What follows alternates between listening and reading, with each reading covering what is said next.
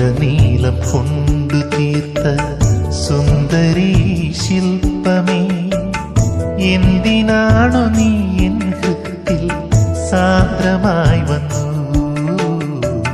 മന്ദമായി വന്നു. ദേവഗാനം മൂളി നിൽക്കും മേഘരൂപനീ, എന്തിനാണ് നീ എൻ ചുണ്ടിൽ രാഗമായി വന്നു,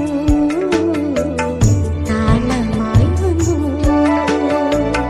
ഇന്ദ്രനീലം കൊണ്ടു തീർത്ത സുന്ദരീ ശില്പമേ, എന്തിനാണു നീ എൻ ഹൃത്തിൽ സാന്ദ്രമായി വന്നു.